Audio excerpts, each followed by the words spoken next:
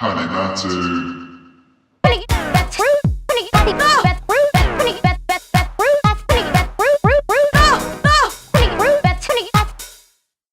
Hello, this is Classic Friendship, Episode 3, the one with the stories. In this podcast is Mathew Cunningham, Rosanna McLaughlin, Megan Rooney and Anne Hirsch, and the musical indents are made by Lyndon Harrison. It's January 2014. Countess. You have to be a beast. Beast.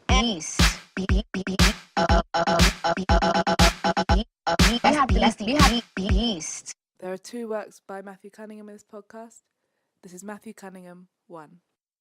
The laughter comes from within the sofa as it sucks you and your cup of tea into it, bites you, teases you, puts a Guinness hat on your head, says happy birthday, and releases you, unconscious, into the attic of a 4-story apartment block halfway down France, or halfway up.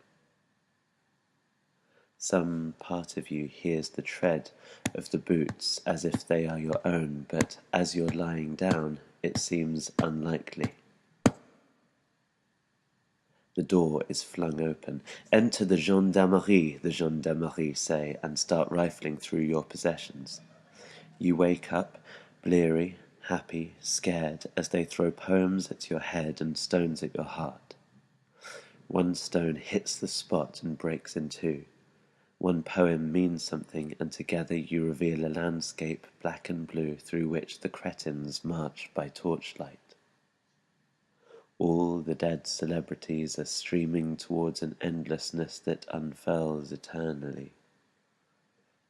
The world tips. On closer inspection, you see the mud under their nails and the glue in their hair.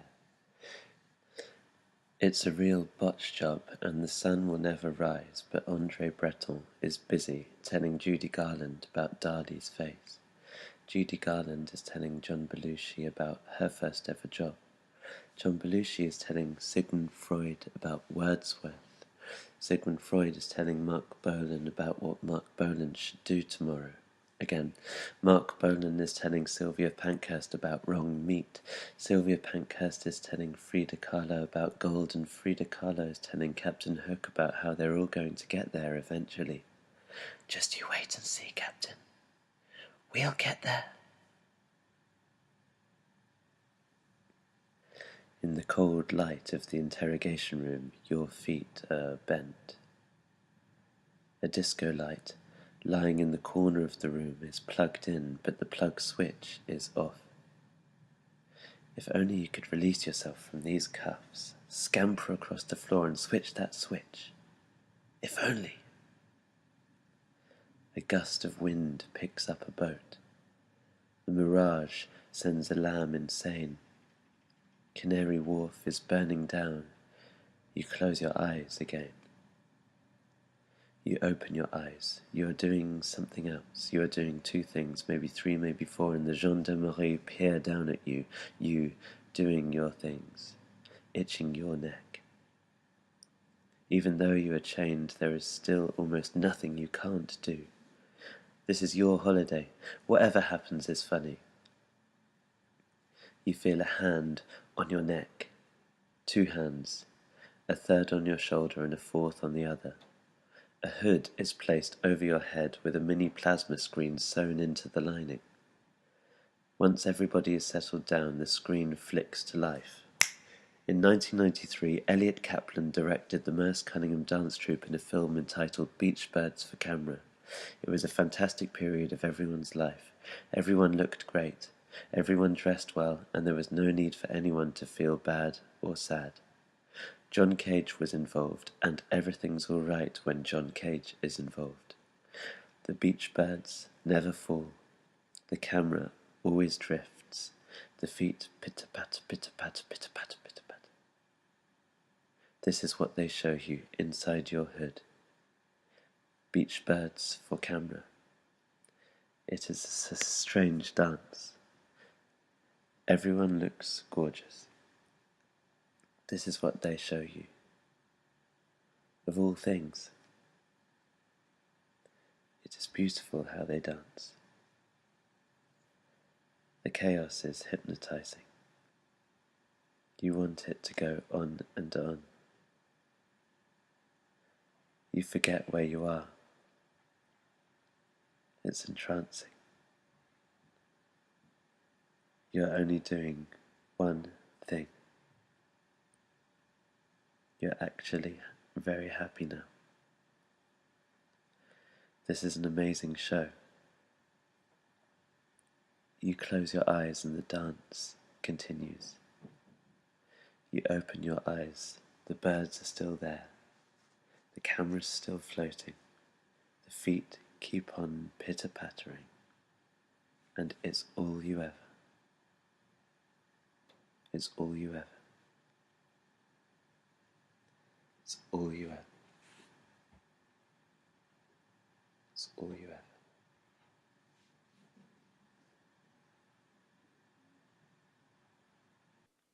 That was Mathew Cunningham 1.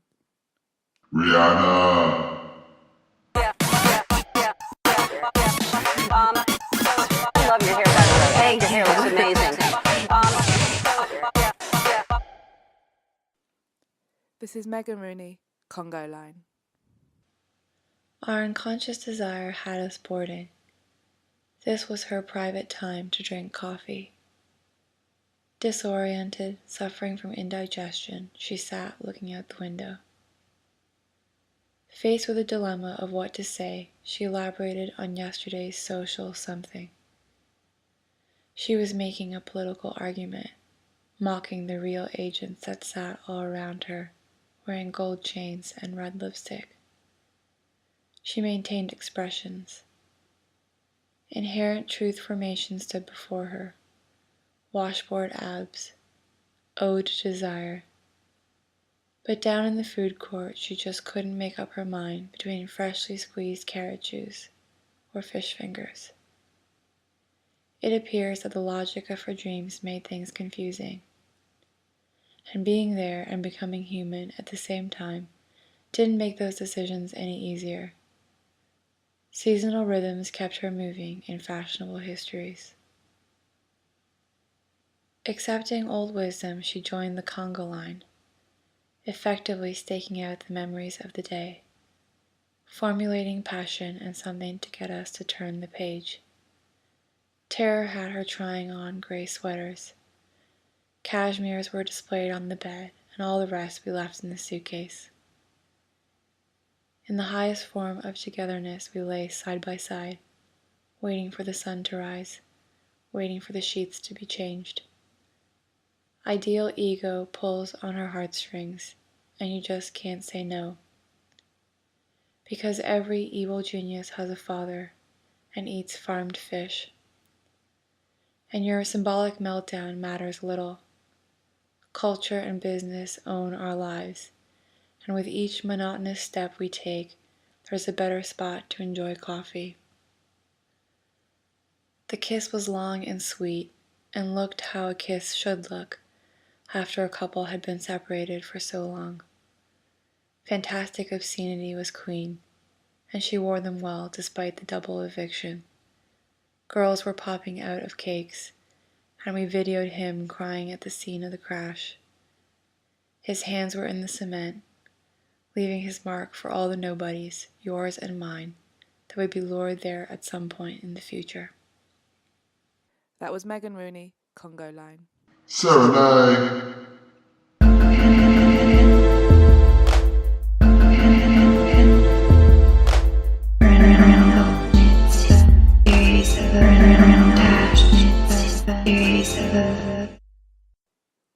This is Rosanna McLaughlin, The Turtle and the Vulture.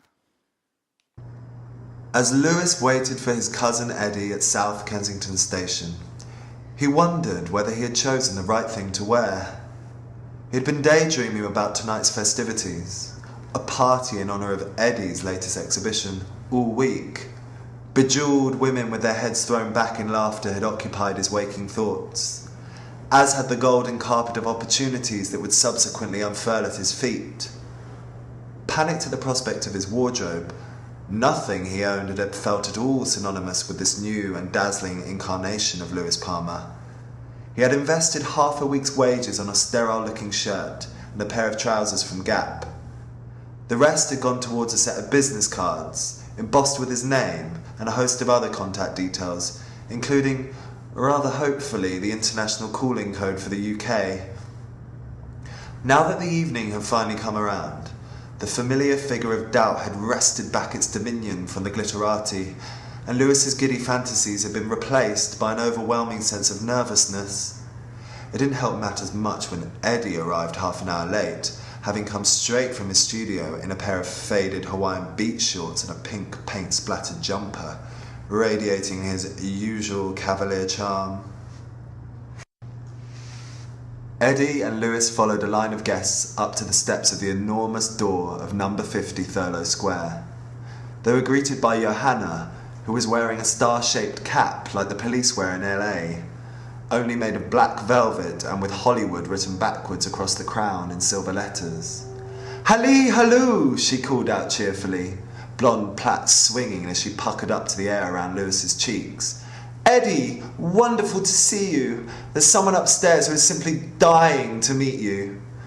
Lewis listened as his cousin's footsteps disappeared up the wooden staircase before turning tentatively into the front room. Johanna's front room was split into two parts. The back half comprised of a floor-to-ceiling library, complete with wooden ladder should you need to reach the upper shelves, and the walls were indeed high enough to house an elephant. While the front half was full to bursting with artworks and design pieces from Johanna's collection, displayed salon style, one on top of the other. Finding himself alone so soon and surrounded by strangers, Lewis took refuge in a habit he'd developed at private views to avoid looking lonely: studying the artwork. He had been stood up at an opening on East Castle Street a few months before, and had actually looked, and in some detail moreover, at every single artwork on display, successfully managing to diffuse the crippling awkwardness brought on by such events. Lewis scanned the room and decided to begin with a flat-screen monitor playing a film of paint dripping, which was mounted on the wall between a photograph of a dismembered Barbie and a colourful Peruvian-style weave-in. He watched the 3-minute loop for as long as he felt credible, and then moved to the windowsill to examine some colourful ceramics. Midway through weighing up what they looked like more, a stack of bangles or a particularly audacious dildo, a woman in luminous yellow stilettos appeared with Eddie by his side. "Beautiful, aren't they?" she purred in a Russian accent, husky with the memory of late nights and champagne receptions. There is something about Italian ceramics from the early 1980s. Something so free and exciting, so childish, and yet so erotic, Eddie chipped in emphatically. They all stared at the ceramics expectantly, as if waiting for the profundity of this statement to effect some change in the clay. Erotique. The Russian turned the word over in her mouth, examining every syllable with her tongue. Having failed to find its new significance, she drifted off across the room to greet a friend. It was around this time that a tall Frenchwoman arrived. She was dressed in the kind of outfit favoured by the very rich and the very poor alike, for which the untrained eye requires a context of significant grandeur, or else to see proof of receipt in order to confirm or deny its cheapness. A tight white sweater with a dangerously low neckline. Seen in Johanna's front room, there could be no doubt that it was cashmere. Black quilted ballet pumps complete with a bow and golden monogram. Louis Vuitton perhaps, or else some other high-end fashion house. And a pair of skin-tight white jeans, which in spite of their cut, flapped around her bony posterior when she walked, like a flag on some windy outpost. "Hello, everyone," she said to nobody in particular. "My mother was supposed to come, but instead, the bitch has arrived." A faint ripple stirred the air, and a few people looked up nonchalantly from their drinks, but nobody seemed much interested in the new arrival. Nobody, that is, except for Lewis, whose heart began to race at the appearance of that mythical beast, who had so far eluded his career, the collector. Being the closest to her, Eddie thrust out his hand. "Eddie, how's it going?" She looked at his outstretched arm for a moment, before limply raising her own. "Céline, my pleasure. You young men, all the same. Be a good boy and get me something white, and tell Johanna I'm here. She'll be worried. She was expecting Mummy." Eddie raised his eyebrows, and without saying a word turned and left the room, leaving Lewis alone with Céline. "So you are one of Johanna's boys? Let me guess. You look like a conceptual. Mummy takes me with her, auctions everywhere. Oh, I know. A conceptual. Don't you agree? I'm here with my cousin Eddie. I helped him install his latest show at Johanna's." Lewis replied, unsure of how best to respond. "But I also run Hausen, a project space in Mile End." Céline looked at him blankly. "Mile End? It's in East London?" "Oh!" she exclaimed, her eyes lighting up.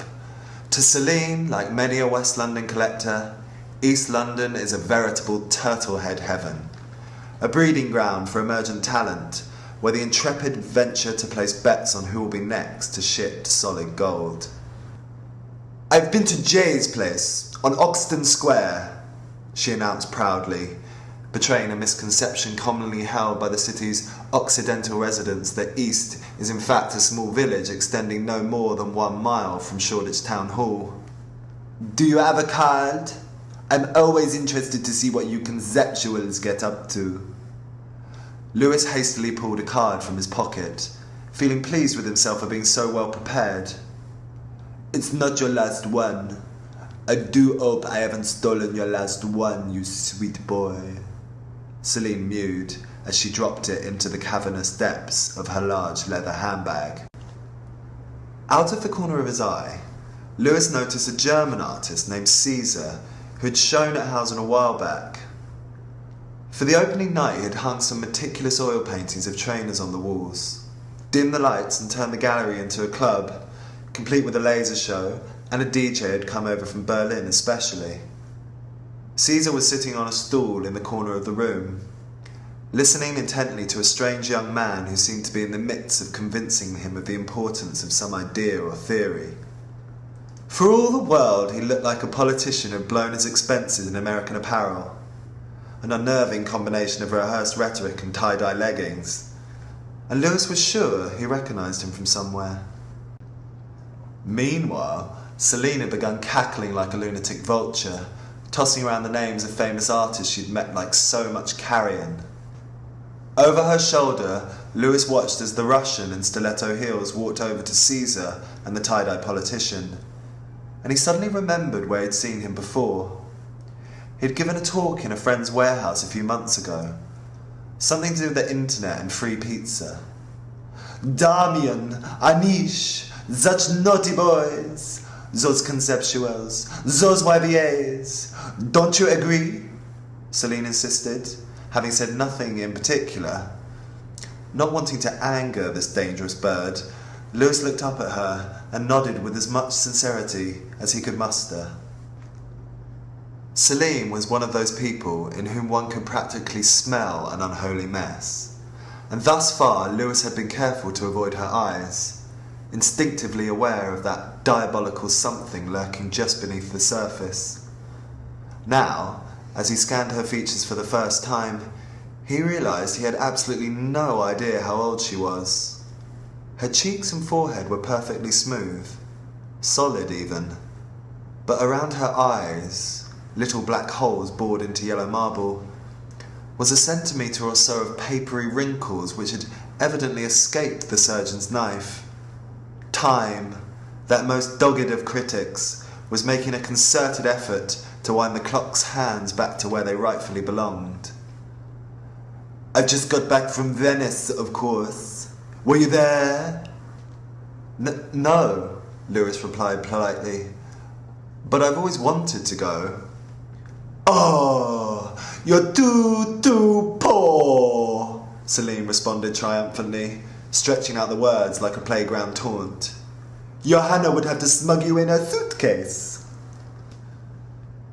It had now been a quarter of an hour since Eddie had left in search of white wine, and Lewis, keen to escape, suggested they went through to the garden. He followed Celine into the kitchen, observing a wobble in her gait, and slipped off out the back door at the first opportunity. He spotted Eddie standing with a group of unfamiliar people at a makeshift bar. "Hey, where you been?" Eddie called out, as if oblivious to the fact that he had abandoned him. "Everybody, this is my cousin Lewis." Lewis said hi to the group, a glamorous French woman, some lesbians who ran a gallery in their flat in a tower block, and a digital artist from New York who Johanna had flown over to see the show, wearing what could only be described as orthopedic sandals and a monk's robe. "Try some of this." Eddie poured Lewis a glass of fizzy red wine. "It's fucking weird stuff, man. Johanna's family have their own vineyard. What happened to you?" "I've been talking to that woman for ages." "Who?" "Oh, her. Yeah, she's nuts." "Clementine, hi. So glad you can make it. Catch you later, Lewis." Alone again. Lewis stood at the bar for a while, where he found he could refill his glass and watch the various goings-on in relative comfort. Johanna's courtyard was small, and amongst the immaculately raked gravel floor, enormous watermelons had been placed, like a zen fruit salad. There were tables of food laid out, mountains of pears and whole cheeses still in their packaging, stacked up in pyramids. The evening's guests were a mixture of wealthy Europeans and interesting types that Johanna had collected. The beautiful poor, the vibrant young, the gay, or at the very least the visibly eccentric.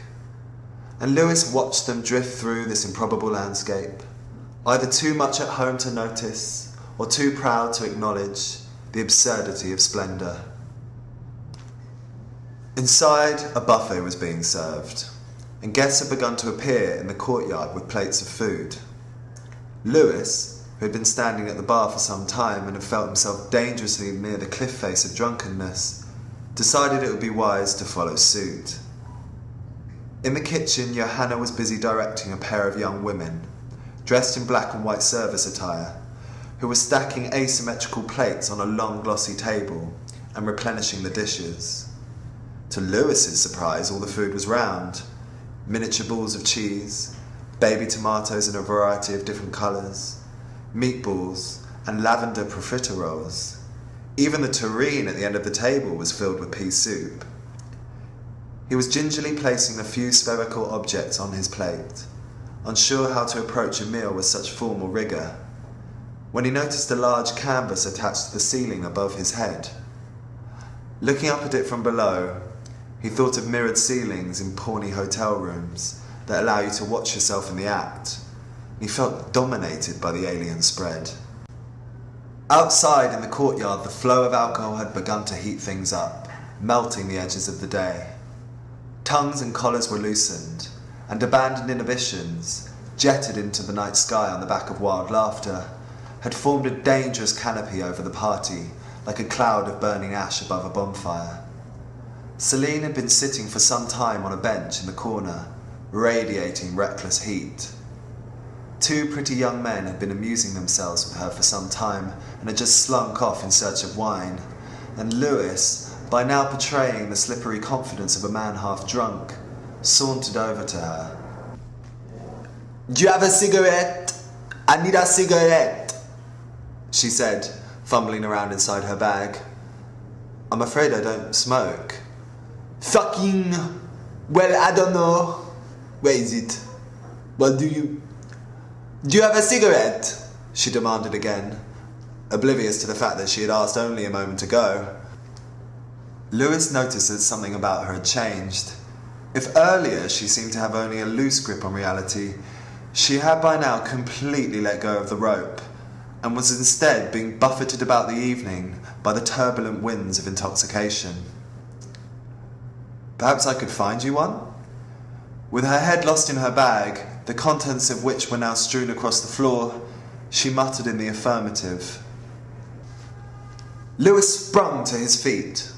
Rather than perturbing him, Celine's diminishing state gave room for his own unreality to resurface, and he headed towards the bar, the picture of chivalry, ready to win over the heart of a bejewelled woman. He tried a few groups, and having no luck in the garden, he decided to head indoors. On a sofa in the corner of the kitchen, a young man in a turquoise salwar kameez and matching eyeshadow was lying across the lap of a large woman, who was running her plump fingers through his hair.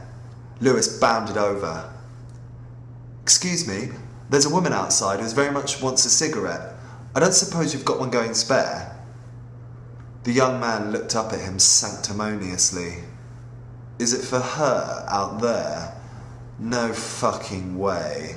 She's been asking all night for all kinds of things. It's disgusting. It looks like she's got some of what she's after anyway. His plump companion drew his pale head into the folds of her bosom and glared at Lewis accusingly, as if she were a nursemaid sworn to protect the tranquility of this delicate young Raja.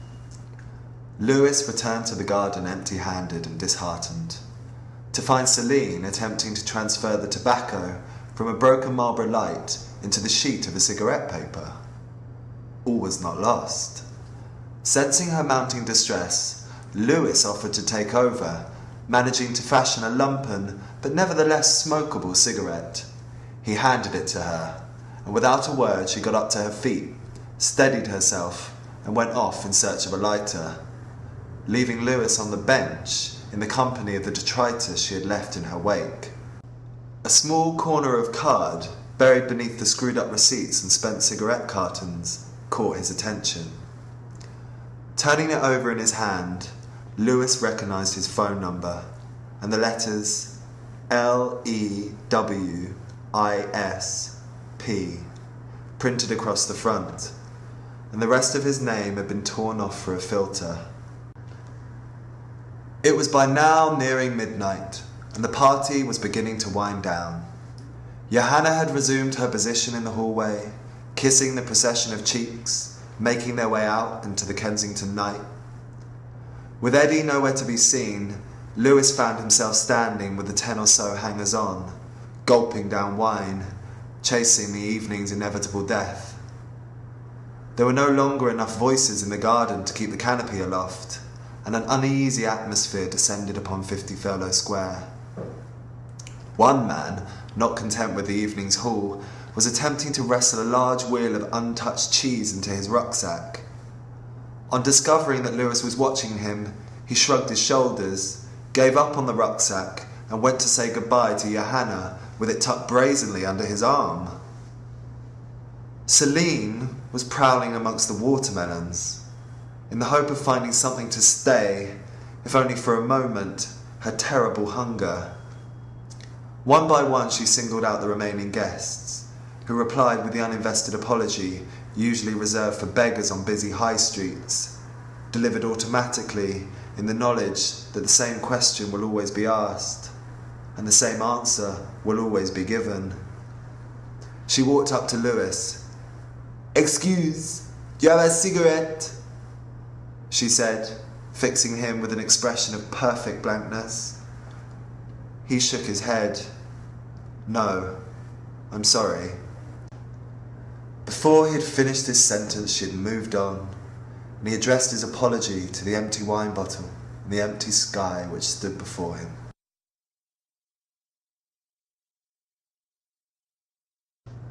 Celine turned impatiently towards the house and stepped through the doorway. Lewis watched her gaunt figure, suddenly illuminated by the kitchen lights, and noticed with horror that she was bleeding between her legs, soiling her bright white jeans.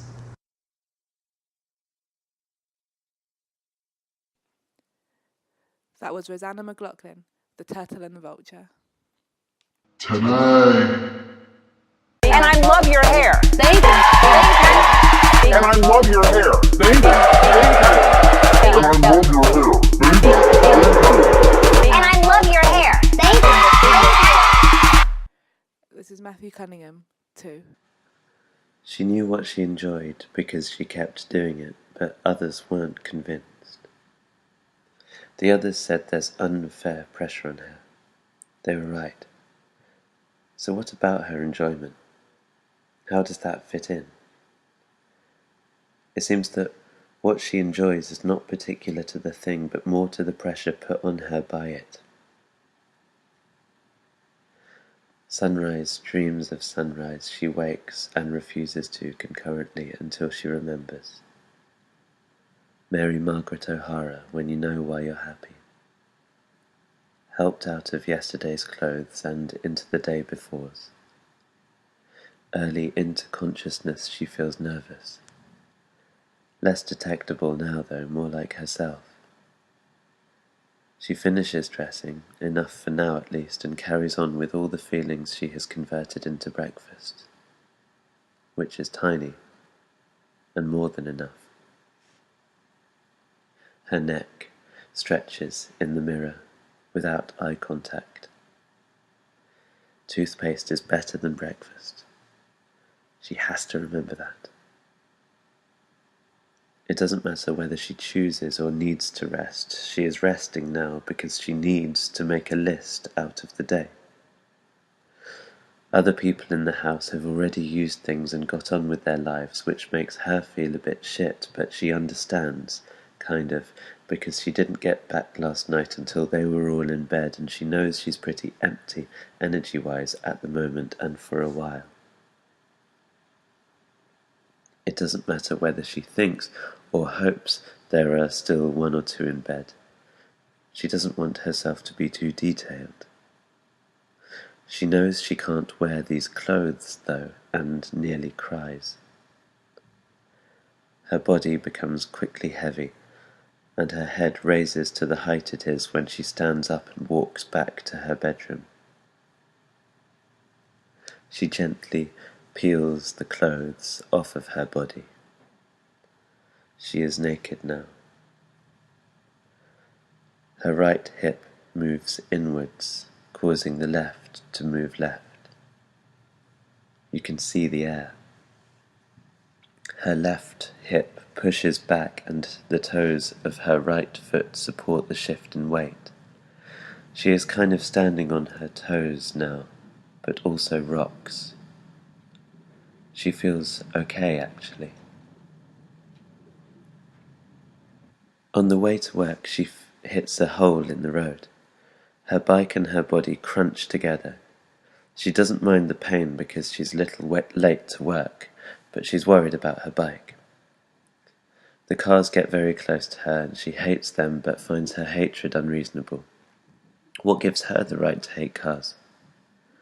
Cars hate bikes, bikes hate cars, cars hate other cars. Cars are disgusting. Oops, she passes clothes shops she used to go to and re-notices how little time she has before she promised she'd be back at work. Does she mind? It's hard to tell because she thinks she shouldn't, and that's what she feels more than anything. So she carries on, and it's not raining, so that's better than yesterday. She thinks about yesterday, and knows what she can't and surely won't do again today. It starts to rain, so she cycles faster. She is nearly there. That was Mathew Cunningham, 2. Honey, not to.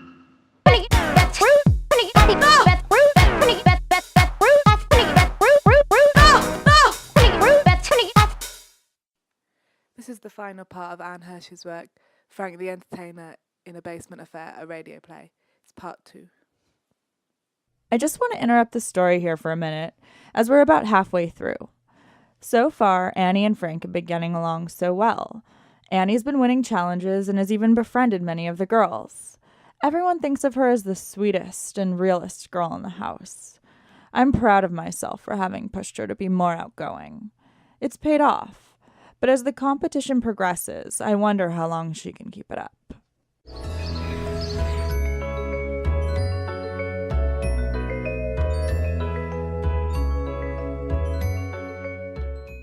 You know, now I think we're down to just who's compatible with Frank, and I'm just trying to figure out whether Frank likes me as a friend or as more. Question. How do you think you and I would fit together perfectly? Like, are you talking like sexually, or what are No, you? well, hey, girl, your mind's in the gutter. Well, like, fit together. I'm like, what are you saying? We could talk sexually too, but whatever, everything. It's always really nice to talk to Annie. She's a really sweet girl. I gotta say, she's always surprising me. I do love your sense of humor. I think it's so funny. I just say whatever I want and I don't care. Like when I got here, I was like, I don't care what the other girls think of me, you know? Give me a kiss. You know, Annie's a really cool chick. Honestly, I really wish I could spend more time with her. Annie, you're doing so well. You've made it past 5 eliminations. There are only 8 girls remaining. At this point, I feel like we are connecting. I just wonder if he likes me in the same way. Girls, get ready for your next challenge. We're going to the Maresca family reunion. You'll have to impress the whole Maresca family to win this one. Hi, Jen. Hi, I'm Gary. Dana. Hi, I'm Kathy. Gary, nice to meet you. Hi there. Lori. I'm good. How are you? Very good. Lori. Hi, I'm Melissa. Nice to meet you. I'm Lori. Luann. How are you? Nice to meet you. Definitely. I know I'm not the friendliest, most outgoing person, so I know it's going to be hard for me to compete with the other girls on this. So what I'd like to do now is I'm going to start calling up each lady who's still in the house, and they're going to have a toast to my mother and father from their heart. So ladies, mean it. Susan and Gary. Ever since I walked up to that front stoop, you have been nothing but nice, amazing, gracious, respectful, and very parent-like to me since I came into the house. I mean, 39 years is really an accomplishment. It's just amazing to see how 2 people can be so in love after such a long time. I know that everyone here wants that. Well, I'm gonna try not to cry because I've fallen in love with you guys just as much as I've fallen in love with Frank, I have to admit. Wow, Mr. and Mrs. Maresca, you both have been so welcoming. You let 15 girls into your home. And I just think the fact that you would do that and tolerate all of us just shows how much love you have for your son. So everyone in my family voted on who gave the best speech, and the results are in. I'm about to give you some very interesting information. So basically, the results come out and Carrie and Felicia win everything. Duh. I feel terrible because I was so quiet and reserved and I didn't feel comfortable enough to be myself around these people. Annie, don't be discouraged. You just need to find alone time with Frank somehow. You can show him that you can be more than just a friend. All the other girls are doing it, like Kathy, for example. Like, I woke up last night and I heard Kathy's voice and I was like, it must be 3 a.m. or something. Well, we don't know what they were doing down there in the basement. The cameraman went to bed, so we can't make assumptions. If Kathy did have sex with Frank, it would really change the dynamic of the house. They would have a bond that no other girl would have with him. Annie, don't think about what Kathy is doing. Just keep trying to connect with Frank. Step up your game somehow. Make an impression. There are only a few eliminations left. All right, girls, time for eliminations. Making this decision is really, really tough. Good evening, ladies. You all look beautiful tonight. Thank you all for coming to my family reunion. As always, beside me are the keys to my basement. If you receive a key to my basement, it means you still have access to my heart. If you do not receive a key to my basement, it means you'll be leaving immediately. I definitely feel like this could be it for me tonight because I don't know where my connection is with Frank. Annie, you were on fire with the challenges earlier on, but lately I feel like you've been getting a little lost in the mix. And I need to figure out if we can bring this to the next level. Will you accept this key to my basement? Duh. When I realized that I was safe, I was like, thank God, because I get to hang out with Frank a bit longer. Annie got to stay tonight because even though she's fallen behind, we think she has the potential to make a comeback. We're hoping she'll do one of two things here. Either something really sweet for Frank to push our viewers to root for her as an underdog, or something wonderfully desperate and pathetic so our viewers can laugh at her when Frank kicks her off. I've tried to make her understand that she needs to step up her game and not let the other girls dominate the camera time. But she doesn't seem to be responding to my advice anymore. I think she's pulling away from me.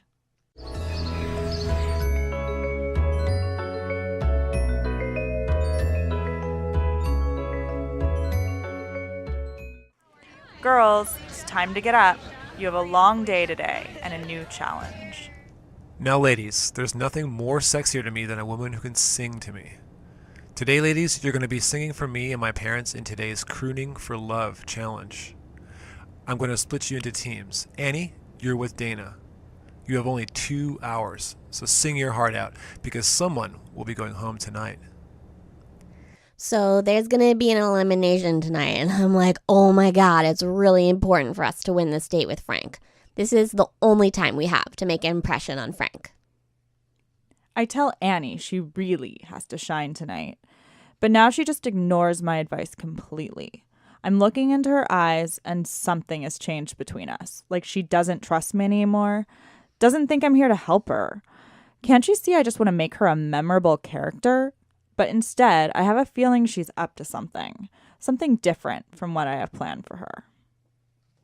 I'm really nervous, like Dana doesn't have the best voice. Oh no, this is going to be hard. All right, girls, time's up. Time to sing for Frank. First up is Carrie. You amaze me with those arms.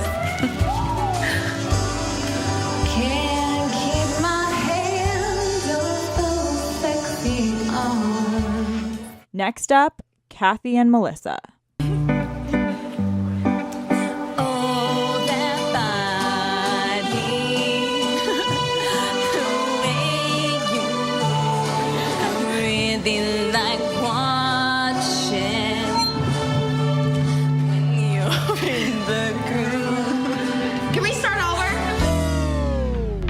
And now we have Felicia and Melody.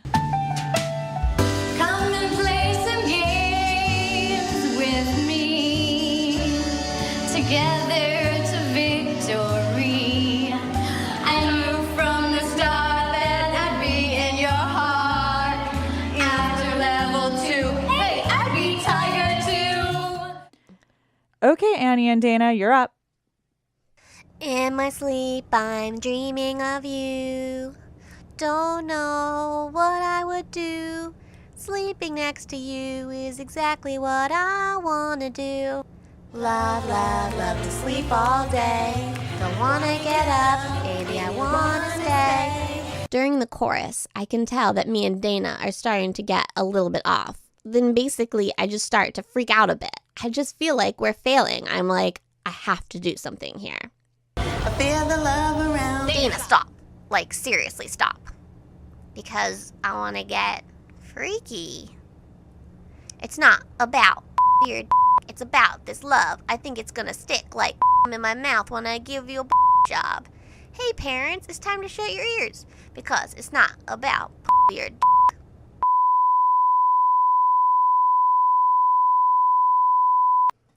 Unfortunately, FCC regulations prohibit us from showing you any more of Annie's rap. Because I'm going down to the basement, I'm going down to the basement, I'm going down to the basement to get myself some Frank. What the hell is going on here? Who wrote these lyrics?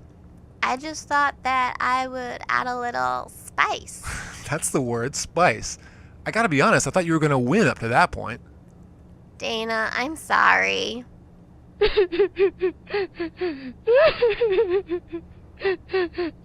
I think the rap did more harm than good.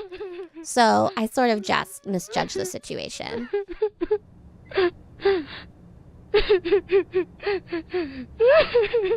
Honestly, Dana, I just thought that it would be funny. Like, honestly, I just felt like I had to step it up.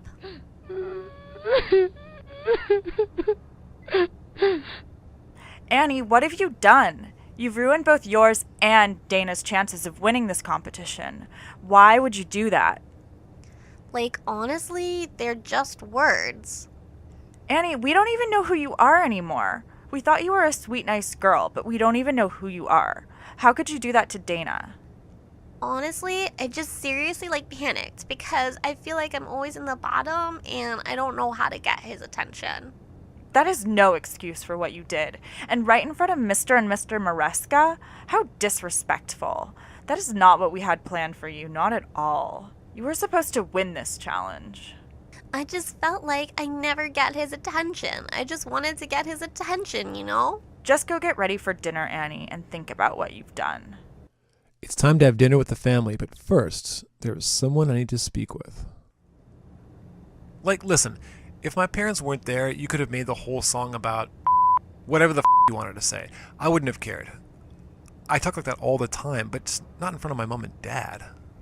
No, it was bad, and I'm going to apologize to them at dinner.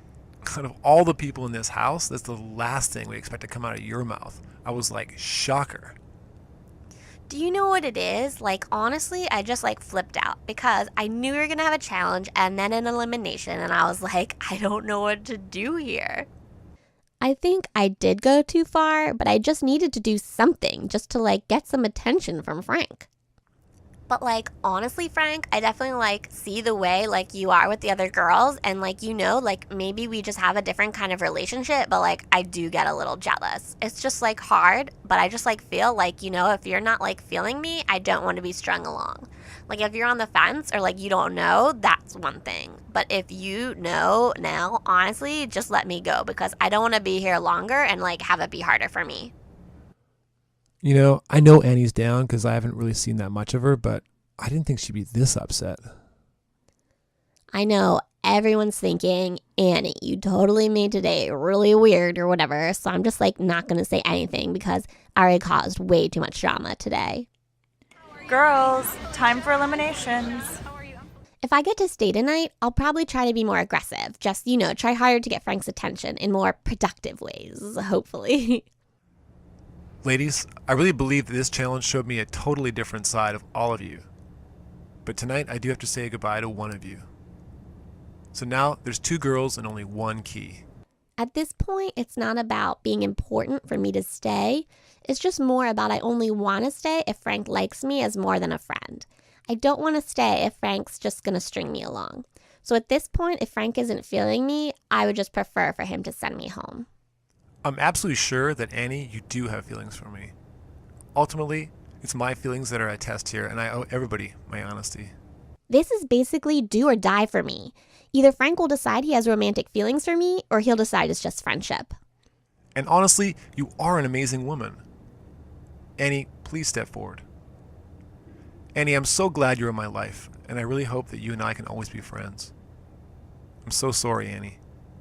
Don't be. I'm going to have to ask you to leave my parents' house. There was a split second there when I thought oh, hey, I might not be going home. You know, I really like Annie. I think she has a really fun, wild side to her. But in the end, I really couldn't see us going all the way, so I think the right thing to do is just end it now. I have no idea how I got this far. Honestly, I thought I was leaving the first day. I definitely felt an attraction to him, and I felt a friendship bond to him. I mean, ultimately, usually I'm more used to men competing for me, so that's how I like it. So that's the story of Annie and Frank, and how I tried my best to help Annie win Frank. We wanted her to go far. Maybe not win, but at least get into the top 4 girls. I don't know what she was thinking by singing that dirty rap song in front of Frank and his parents. Was she trying to get kicked off, or was she just really desperate to get Frank's attention, as she claims? It's weird.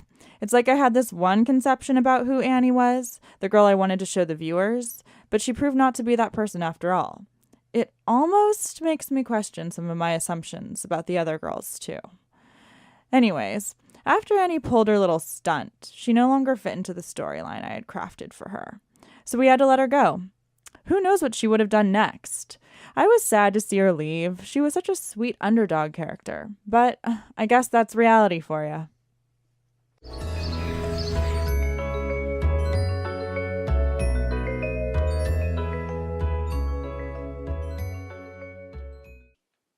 That was Anne Hirsch Frank the Entertainer in a Basement Affair, a radio play. Rihanna. I love your hair, by the way. Hey, your hair looks amazing.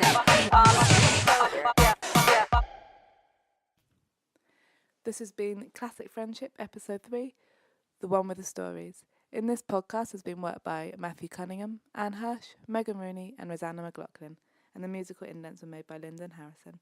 It's January 2014. Serenade.